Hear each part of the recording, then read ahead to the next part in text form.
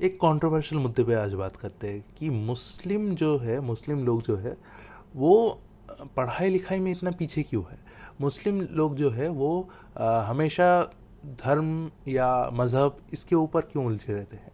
आप अगर देखेंगे कि मिडिल ईस्ट में, अफ्रीका के उत्तर साइड में जो भी मुस्लिम कंट्रीज है वहाँ पर ज़्यादातर टाइम पर धर्म के ऊपर बात होती है। आप अगर देखेंगे कि पूरे जो नोबेल हिस्ट्री है, नोबेल प्राइज़ का हिस्ट्री है, उसमें पूरा आप अगर देखेंगे कि अभी जो है 110 या 20 साल का नोबेल प्राइज़ का हिस्ट्री है, और फिजिक्स का या साइंस का जो हिस्ट्री है वो और भी पुराना है। तो नोबेल प्राइज़ जो है साइंस में सिर्फ एक एक मुस्लिम को मिला है। वो शायद पाकिस्तान से है, नाम मैं भूल रहा हूँ। और उधर ही आप देखेंगे जीव्स को 25% ऑफ द नोबेल प्राइज़ मिला है।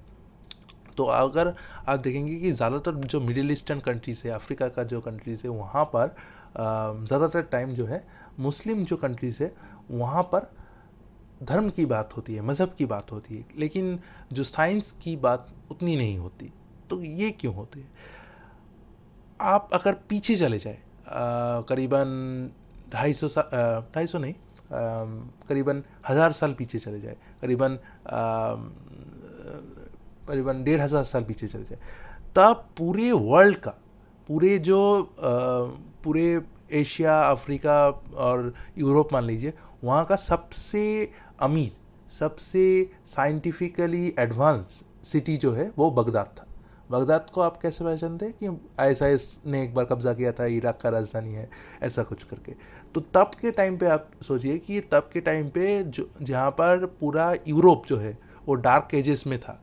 पूरा यूरोप में मतलब चर्च के खिलाफ अगर आप बोलेंगे तो एकदम मतलब सूली पे चला दिए जाएंगे, आपको जिंदा जला दिया जाएगा। गैलीलियो के साथ जो हुआ था, ब्रूनो के साथ जो हुआ था, तब जो है पूरे कल्चरल, पूरे साइंटिफिकल कम्युनिटी का हेड था बगदाद। बगदाद में तब केमिस्ट्री, अल्कमी अल्कमी की शुरुआत हुई थी। बगदाद में तब कैसे मेटलर्जी पे रिसर्च हो रहा था। बगदाद में तब बगदाद में सिर्फ नहीं बोल रहा हूँ, पूरे मुस्लिम समाज में तब एक लहर सी थी कि साइंटिफिक डिस्कवरी करना है, साइंटिफिकली आगे बढ़ना है हमको। तब जो है उसको क्या कहते हैं, मैथ्स का भी मतलब डेवलपमेंट हो रहा था। तो बहुत सारी जो चीज़ें थी तब बगदाद में, तब मुस्लिम वर्ल्ड में हो रही थी, जो आज के टाइम पे कल्पना करना भी मुश्किल है। आज के टाइम पे शरिया लॉ कहाँ पर ज़्यादा है, कहाँ पर कम है, ये सब हो रहा है। और तब के टाइम पे इतना अच्छा माहौल था, इतना अच्छा साइंटिफिक प्रोग्रेस था कि सारे जो दुनिया के साइंटिस्ट थे, प्रमुख प्रमुख, अलबेरूनी और भी कई सारे थे, वो ज़्यादातर मुस्लिम थे। अभी जो है वो पूरा उल्टा हो चुका है। तब के टाइम पे यूरोप जो था वो चर्च, वो धर्म, वो अंधविश्वास, वो लोगों को जलाना, इस सब से जूझ रहा था। पूरे आप यूरोप में अगर देखेंगे रेनेसांस से पहले इंग्लैंड बोल लीजिए, इटली बोल लीजिए, जर्मनी बोल लीजिए, फ्रांस बोल लीजिए, स्पेन बोल लीजिए, सभी जगह। स्पेन तो हालांकि टाइम पर मुस्लिम साम्राज्य के अधीन था, खलीफा के अधीन था। तो ज़्यादातर जो यूरोपियंस थे, वहाँ पर ना तो कोई साइंस की चर्चा हो रही थी, ना तो कोई मतलब साइंटिफिकल प्रोग्रेस हो रहा था, ना तो कोई कुछ भी नहीं हो रहा था, एकदम डार्क एजेस में था। वहाँ पर लोगों को चलाया जा रहा था। वहाँ पर चर्च के खिलाफ क्यों बोले, ऐसा बोला जा रहा था। क्रूसेड की तैयारी चल रही थी, क्रूसेड हो रहा था। और इधर जो है वहाँ वही आप मुस्लिम समाज में देखिए लीजिए, इराक, ईरान, पर्सिया जिसे कहते हैं, तुर्क, वहाँ पर ज़्यादातर टाइम पर साइंटिफिकल प्रोग्रेस हो रहा था। बगदाद, मोसूल, आज जो आप जानते हैं कि आईएसआईएस का हेडक्वार्टर है, या आईएसआईएस ने यहाँ पर तबाही मचाई, यहाँ पर बम गिराया, तब के टाइम पे वो मतलब आज के जो एमआईटीज़, आज के जो सबसे बड़े बड़े इंस्टीट्यूशन जो है, कैलटेक बोल लीजिए, ऑक्सफोर्ड बोल लीजिए, उससे भी कई गुना ज़्यादा बड़े थे। तो ऐसा क्या हुआ कि एक टाइम तक आते आते जो है उन सिटीज़ का डिक्लाइन हो गया, पूरे के पूरे मुस्लिम समाज का डिक्लाइन हो गया। हालांकि मुस्लिम समाज अभी भी बहुत सारे प्रोग्रेस कर रहा है, अभी भी धीरे धीरे प्रोग्रेस कर रहा है, लेकिन जितनी कट्टरता, जितनी आप मान लीजिए कि हमारा धर्म अच्छा है, तुम्हारे धर्म से अच्छा है, ऐसा मानना मुस्लिम समाज में है, उतना शायद दूसरे समाज में नहीं है। हालांकि ये बात बहुत सारे क्षेत्रों में ना नहीं भी है। बहुत सारे क्षेत्रों में मुस्लिम समाज जो है वो बहुत ही ज़्यादा प्रोग्रेसिव है, बहुत ही ज़्यादा कल्चरली अच्छा है, बहुत ही ज़्यादा आप मान लीजिए साइंटिफिक प्रोग्रेस भी हुआ है कई कई जगह, यूएई मान लीजिए। लेकिन बहुत सारी जगहों में ऐसा भी है, अफ़गानिस्तान मान लीजिए, सऊदी अरब मान लीजिए, और भी अफ्रीकन जो कंट्रीज़ है, सूडान मान लीजिए, उन सारी कंट्रीज़ में अभी भी शरिया लॉ है, जहाँ पे औरतों को पर्दा में रखा जाता है, औरतों को बाहर नहीं निकाला जाता है, अगर बाहर जाए भी तब भी आप एक मर्द के साथ जाएंगे, ऐसा होता है। तो ऐसा क्या हुआ? देखिए, कुछ जो है लोग मानते हैं कि ये सब हुआ था क्रूसेड के बाद। क्रूसेड क्या था कि जब एक टाइम तक ये जो पूरा इलाका था, मिडिल ईस्ट का पूरा इलाका, आप बोल लीजिए, तुर्की बोल लीजिए, इज़राइल बोल लीजिए, सऊदी अरब बोल लीजिए, ईरान, इराक, ये सब पूरा इलाका जो था वो रोमन के कंट्रोल्स में था। फिर जीसस क्राइस्ट के मृत्यु के बाद रोमन्स करीबन 700 साल तक उस खित्ते पर राज करते रहे। फिर रोमन साम्राज्य जो था वो दो हिस्सों में बट गया। एक जो वेस्टर्न रोमन साम्राज्य था, जो कि इटली, फिर जर्मनी, फिर फ्रांस और स्पेन उत तक महदूद था, उस तक सीमित था। और जो पूर्वी रोमन साम्राज्य था वो कॉन्स्टेंटिनोपल तब का राजधानी था, जिसको आप शायद इस्तांबुल के नाम से अभी पहचानते होंगे।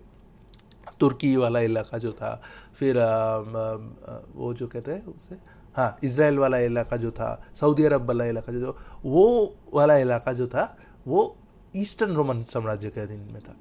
एक टाइम तक वेस्टर्न रोमन साम्राज्य बहुत ही कमज़ोर हो चुका था, गिरने के कगार में था, और तब ही ईस्टर्न रोमन साम्राज्य जो था वो बहुत ही अच्छी तरीके से डेवलप किया राजा कॉन्स्टेंटाइन के टाइम पे, और बहुत ही अच्छी तरह से डेवलपमेंट भी हुआ।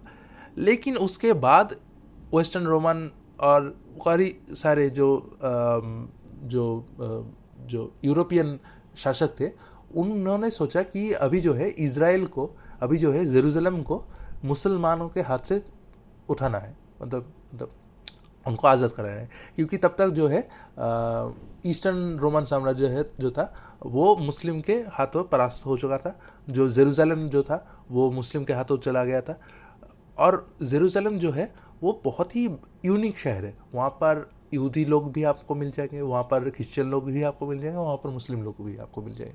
क्योंकि जेरूसलम जो है वो कल्चरली, रिलीजियसली मेन प्लेस रहा है, क्रिश्चियन का भी, मुस्लिम का भी और यहूदी लोगों का भी।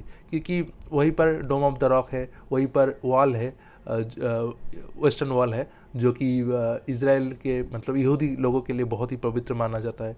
वहीं पर जेरूसलम में ही ईसा मसीह का जन्म हुआ था, इसलिए क्रिश्चियन के लिए वो बहुत ही इम्पोर्टेंट जगह है। और वहीं पर ही हज़रत मोहम्मद सल्लल्लाहु अलैहि वसल्लम ने आसमान की तरफ, मतलब स्वर्ग की तरफ यात्रा की थी। तो इज़राइल जो है, जेरूसलम स्पेसिफिकली, बहुत ही इम्पोर्टेंट प्लेस है तीनों रिलीजन्स के लिए। और तब जो है मुस्लिम जो था उन्होंने उसके ऊपर कब्जा किया था।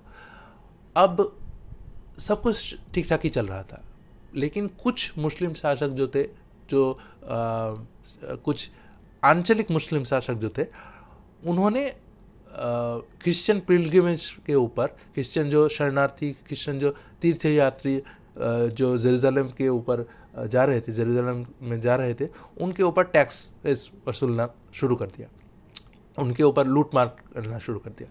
अब आप मान लीजिए कि आप एक हिंदू हो और आप दक्षिण से जा रहे हो उत्तर में बनारस की यात्रा के लिए, चार धाम की यात्रा के लिए। अब आपके वहाँ पर मुस्लिम शासक है, जो पूरा उत्तर दिल्ली का पूरा इलाका जो है वो मुस्लिम शासक के अधीन में आता है। अब आप जा रहे हो और उसके ऊपर, आपके ऊपर अटैक किया जा रहा है, तो आपको डेफिनेटली अच्छा नहीं लगेगा, आप डेफिनेटली उस चीज़ से बाहर आना चाहेंगे। तो यही बात थी जेरूसलम के पॉइंट ऑफ व्यू से। वो पूरा इलाका जो था मुस्लिम के अधीन में था, क्रिश्चियन पिलग्रिमेज करने जा रहा था, क्रिश्चियन तीर्थ यात्रा करने जा रहा था, आपके उसके ऊपर टैक्स लगा रहे हो, आप उनको लूट रहे हो रास्ते में। तो ये भी सारे कारण थे। और एक कारण था कि भारत में तब ट्रेड रूट के लिए सबसे आसान जो रास्ता था वो था ज़मीनी रास्ता, जो कि वो ईरान से होकर, पारस से होकर, अफ़गानिस्तान से होकर, बोलान पास या खैबर पास से होकर भारत घुसता था। और भारत में तब गोल्ड, सोना, हाथी का दांत, मसाले बहुत सारे पाए जाते थे। तो यूरोपियंस ने ये भी सोचा कि अभी जो है जेरूसलम वाला इलाका जो है, जो ट्रेड के लिए सबसे मुफीद इलाका है, जहाँ से होकर भारत फिर चाइना भी जा सकता है, वो पूरा इस्लाम के कंट्रोल में है। उसको छुड़ा सकते, अगर हम छुड़ा लेंगे इस्लाम से, तो वो जो पूरा ट्रेड का कंट्रोल है वो इस्लाम के हाथ से हमारे हाथ में यानी यूरोपियंस के हाथ में आ जाएगा। तो इसी वजह से उन्होंने शुरुआत की, क्रूसेड की शुरुआत की। हालांकि पहले क्रूसेड में ही उनको विक्ट्री मिली, तब पहले क्रूसेड ही वो जीते थे। उसके बाद के 4 या 5 शायद उसके बाद के क्रूसेड हुए थे, और हर एक क्रूसेड में उन्होंने हार ही मिली थी। उन्होंने ना तो ठीक ठाक से कब्जा करना, मतलब कुछ भी नहीं कर पाए थे, और ज़्यादातर हार ही मिली थी। ये भी एक बात थी। और उसके बाद धीरे धीरे करके वो पूरा इलाका तब भी मुस्लिम के हाथ में ही रह गया था। फिर उसके बाद क्या हुआ, उसके बाद कैसे डिक्लाइन हुआ, ये हम जाएंगे नेक्स्ट एपिसोड में। Thank you. अगर आपको अच्छा लगा हो तो प्लीज़ चैनल को लाइक, शेयर, सब्सक्राइब कीजिए। मिलते हैं नए एपिसोड के साथ। Thank you.